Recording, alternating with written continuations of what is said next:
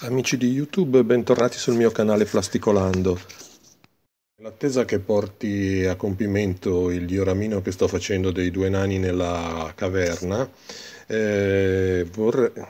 praticamente questo, vorrei presentarvi appunto questo piccolo tutorial veloce su come realizzare dei bancali. Io li farò in scala 1:35, poi ovviamente se qualcuno di voi ha necessità diverse basta semplicemente cambiare le misure, ma la tecnica resta uguale. Vi faccio un breve accenno sui pallet.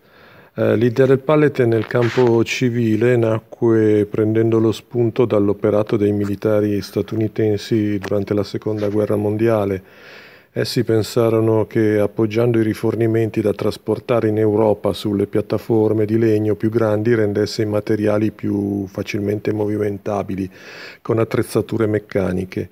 Da qui si è passati anche nell'uso civile ad utilizzare delle piattaforme d'appoggio sopraelevate mediante degli spessori alla base e fornite di apposite feritoie per poter essere sollevate con i carrelli elevatori. Nonostante il materiale più utilizzato per i pallet rimanga il legno, esistono anche pallet in plastica, metallo oppure altri materiali. Esistono una varietà di misure differenti a seconda delle nazioni e del periodo, o anche delle particolari esigenze specifiche delle aziende. Ma in questo tutorial prendiamo in considerazione quelli di legno in formato 800 x 1200 mm, nota anche come pallet EUR o anche detto Europallet. Ora vi mostro una serie di immagini inerenti alle misure per la scala 1:35. Se avete bisogno, stoppate il video, prendete le misure e poi proseguite.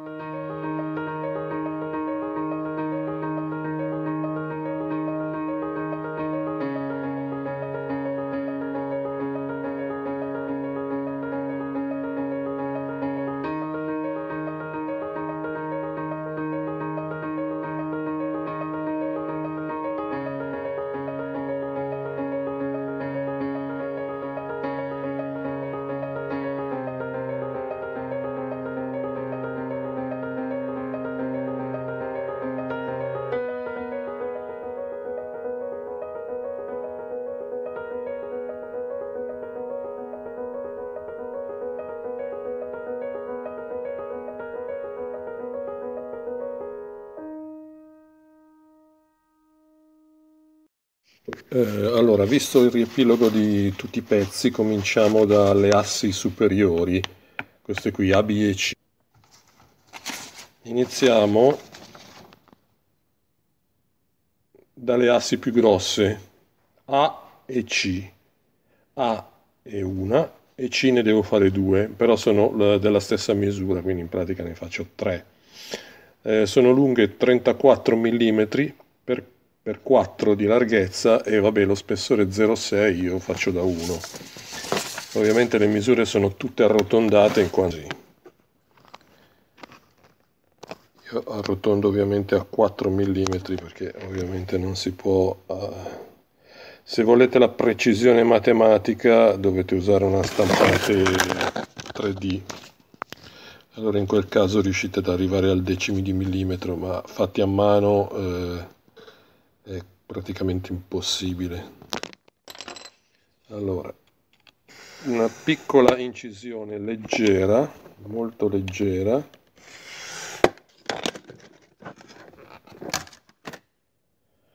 questo punto io consiglio prendere un pezzo di carta vetrata abbastanza sottile, questa qua è una 600, ma penso che vada. Eventualmente ritagliate un pezzo di carta vetrata così e la passate a mano. Questo ritagliamo la lunghezza che abbiamo detto che è di 34 mm.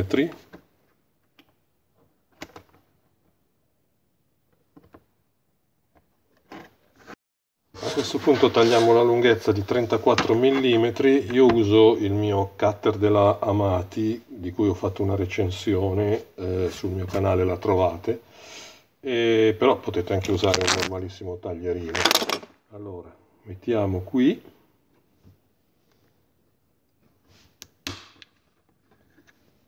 e avete fatto il taglio. Anche qui smussate un pochino in modo tale da rendere il tutto un po' più usurato.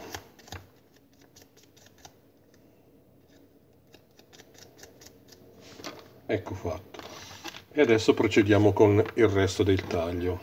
Devo smussare 4 angoli dei 2 esterni, cioè vedendo la figura, questi angoli qua dei 2 esterni devono essere smussati. Per farlo o limate a 45 gradi o se no usate un taglierino. Probabilmente la limatura è quello vi permette di farlo più preciso possibile, perché andando piano riuscite a regolare bene il lavoro. Ecco fatto. Allora ho praticamente finito di ritagliare tutti i pezzi, quelli superiori e la fila sotto, praticamente questi 3 qua, che vanno sotto la fila principale, la fila più alta, così. Per farlo consiglio di fare così. Allora, mettere dello scotch, ho usato questo qui, e in questa maniera questi due qua servono per tenere fissato lo scotch alla base, mentre questi qua hanno la parte adesiva rivolta verso l'alto. Allora, in pratica prendiamo il primo, quello che sta sotto, nella fila sotto, e lo mettiamo qui. Dopodiché, per avere la misura esatta, prendiamo uno di quelli che andranno di sopra, facciamo questo, e lo mettiamo qui.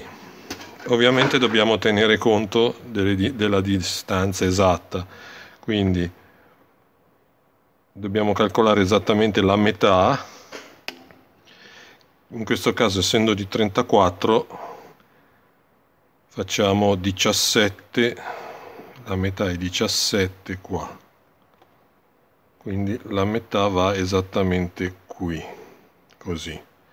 Per avere l'angolo esatto a 90 gradi usiamo un righello oppure un qualcosa che abbia un angolo perfettamente a 90 gradi e lo fissiamo allo scotch. Dopodiché prendiamo gli altri 2 pezzi che devono andare sotto e li metti uno qui, proprio al limite, e anche qui bisogna stare attenti alle dimensioni, dopo lo sistemiamo, e l'altro qui. Così. Adesso ovviamente bisogna calcolare le esatte dimensioni, l'esatta misura. Allora, mettiamo questo, vedete che questo qua sborda un pochino e si rifila, cioè lo mettiamo a posto, in modo tale che sia preciso. Ecco fatto. A questo punto i 3 pezzi sono sistemati. Ora dobbiamo fare la stessa identica cosa, però con le file sopra. Calcoliamo la metà, esattamente la metà, in questo caso da qui a qui, che è 23. 23, quindi siamo 11 e mezzo, quindi facciamo 11 e mezzo qui e 11 e mezzo qui, così abbiamo l'esatta misura della metà superiore. Allora, a questo punto prendiamo uno di questi qua che devono andare nella parte superiore, il famoso C, quello con gli angoli smussati, con un po' di colla, una goccia di colla al centro e ai due lati, un goccino di colla qui, qui e al centro, e andiamo a posizionare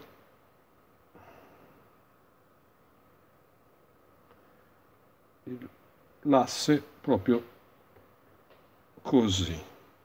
Ok, allora, tac, tiriamo via questo, e questo qui è il primo di quelli sopra. Finché la colla è ancora leggermente fresca si può riuscire a modificare ancora un pochino. Ok, così è a posto. Adesso facciamo la stessa identica cosa con l'altro, con gli angoli smussati che andranno da questa parte. E anche qui stessa identica cosa, mettiamo giù, tiriamo via questo che serviva solo come dima, fate attenzione quando tirate via non sbarellare tutto quanto, e poi con il rigellino che fa da misura, che impedisce di andare oltre, lo fissiamo. Terminiamo mettendo l'asse centrale, sempre 3 goccini di colla,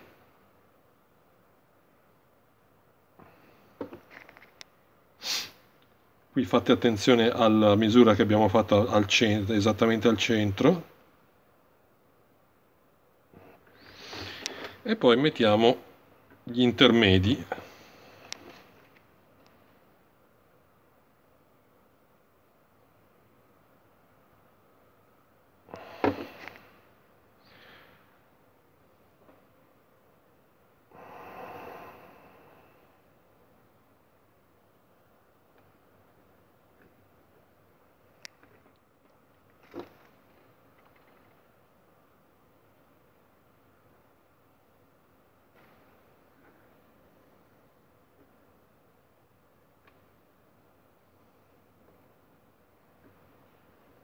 Vediamo un po' come è venuto.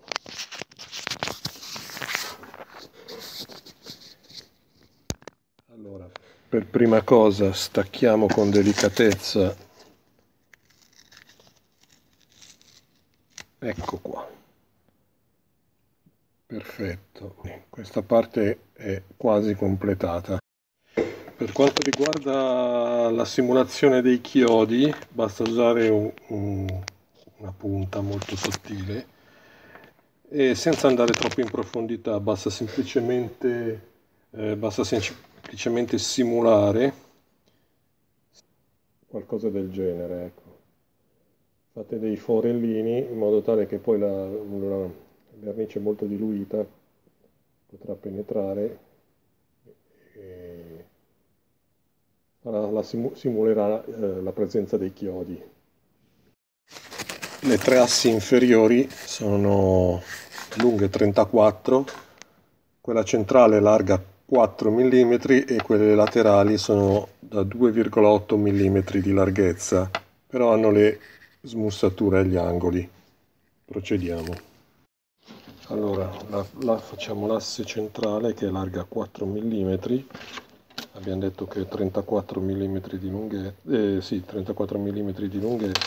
Ho fatto, ritagliato le tre assi inferiori che andranno così sotto. Adesso devo fare i blocchetti. Adesso ritagliamo da questa striscia di plastica di 4 mm di larghezza, ritagliamo 4 pezzettini così.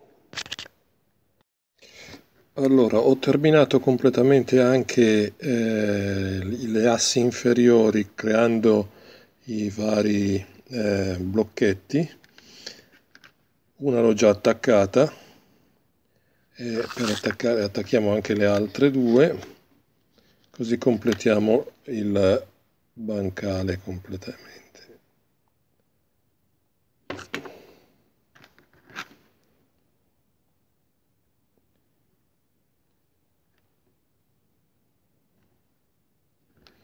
Qui fate attenzione sempre alle misure perché stiamo lavorando su decimi.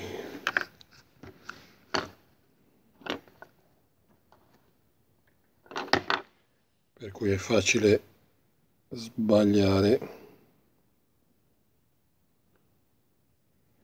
E così con questo abbiamo completato il bancale, la costruzione, diciamo la struttura. Qui è ancora fresca la colla, un attimo.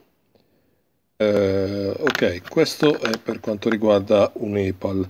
Ecco, mi sono dimenticato di dire una cosa. Diciamo che gli EPAL hanno quelle scritte qui sui blocchetti. Il problema è appunto che non si possono fare a mano, sono troppo piccole. A meno che si voglia accennare, magari sono semi-cancellate, potete fare degli effetti di usura. Però se volete fare vedere un bancale ancora in buono stato, l'unica soluzione potrebbe essere quella di utilizzare, per chi ce l'ha, una stampante, o farsi creare quelle decals, eh, per poi dopo riportarle qui. Eh, Se volete provare con un pennellino sottilissimo, si può provare a fare un accenno di scritta EPAL, EUR, ma non so. Comunque, questa è la tecnica per costruirlo. Adesso magari ne provo a fare altri di altre misure, così vedete poi la differenza. Ecco fatto. Allora, questo qui sono tre esempi di possibili bancali, tutti fatti con lo stesso sistema. Questo è quello che avete visto passo passo nella realizzazione passo passo, l'EPAL. Mentre questo qui è un bancale da 1 metro per 1 metro, cioè 1000 per 1000, penso personalizzato per l'industria, mentre questo, se non vado errato, è un 1000 per 1200, e credo che sia sullo stile americano, USA, credo, penso. Comunque le possibilità sono innumerevoli, ce ne sono di tantissimi tipi e dimensioni, questi sono solo degli esempi.